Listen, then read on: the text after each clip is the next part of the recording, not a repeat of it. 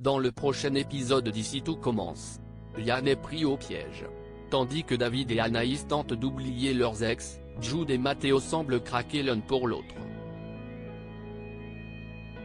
Attention, les paragraphes qui suivent contiennent des spoilers sur l'épisode d'Ici tout commence diffusé mercredi soir sur TF1. Si vous préférez ne rien savoir, passez votre chemin.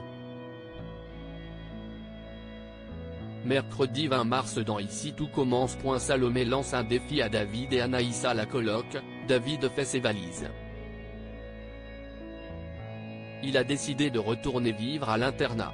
Une décision radicale, que ne partagent pas Anaïs, Salomé et Gaëtan. Alors que les trois colocataires essayent de faire changer Davis à David, ce dernier reçoit une notification sur son téléphone. Il s'agit d'une photo de Deva, en compagnie de sa nouvelle brigade, en Argentine. Dans la cuisine du double A, David et Salomé constatent que la chef Grimbert a les yeux rivés sur son téléphone. Ils sont convaincus qu'elle regarde les dernières photos de Théo et Célia. Elle avoue avoir créé un faux compte pour espionner son ex sur les réseaux. David lui conseille de le bloquer, mais Anaïs répond qu'elle le fera uniquement s'il se désabonne de Deva. Ils acceptent tous les deux ce deal. Plus tard, Salomé demande à David pourquoi il s'est soudainement abonné au chef Juan Garcia, patron du restaurant dans lequel travaille Deva. Anaïs considère que David a triché, mais est-elle vraiment la mieux placée pour faire ce genre de remarque? En effet, durant sa pause, Anaïs s'est connectée à son compte Instagram avec le téléphone de Salomé. Déçue par le comportement indiscipliné de ses deux amis, Salomé décide de leur lancer un défi: vous supprimez les réseaux sociaux devant mes yeux, sinon je confisque les téléphones. Ils le font malgré eux. Dans le parc de l'Institut, David et Anaïs discutent de leurs ex. Ils se souviennent des plus beaux moments passés avec Théo et Deva. Soudain, Gaëtan arrive et leur demande comment ils vont.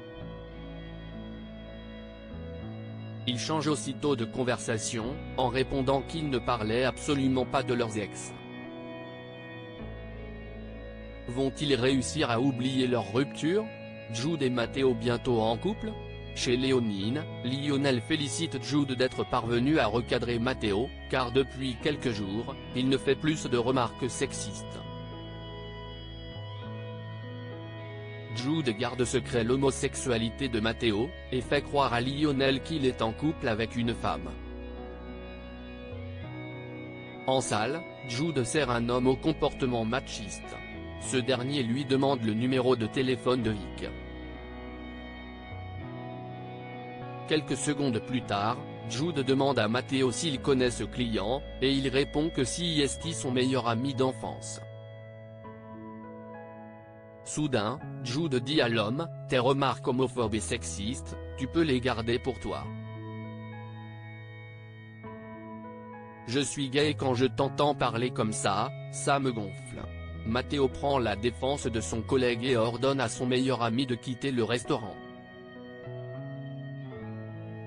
À la fin du service, Jude dit à Matteo qu'il s'est comporté de manière très courageuse. Matteo en profite pour le remercier pour la discussion qu'ils ont eue au bar, puis il ajoute: ça me fait plaisir de passer du temps avec toi. Jude répond: tu me plais. Les deux hommes sont sur le point de s'embrasser, quand soudain, ils entendent un bruit en cuisine. Matteo est gêné et propose à Jude d'aller ailleurs, mais ce dernier fait croire qu'il a autre chose de prévu. Alors, Jude est-il vraiment prêt à être en couple avec un homme qui n'accepte pas son homosexualité? Liane et démasqué Rose, Pénélope et Antoine font part de leur sombre découverte à Laetitia. Liane a menti sur son CV. Ils relisent tous ensemble le dossier du stagiaire afin de déceler des nouvelles failles. Antoine appelle le collège dans lequel Yann est censé avoir passé son brevet, mais la secrétaire l'informe qu'il n'y a jamais eu d'élève à ce nom. Antoine lui envoie la photo de Yann, et la secrétaire répond que cet homme s'appelle en réalité Damien Pelois. Soudain, Antoine a une illumination, Damien Pelois était l'un des élèves du collège dans lequel il était principal. Il l'avait expulsé pour avoir harcelé l'un de ses camarades. Antoine est convaincu que Yann est revenu pour se venger.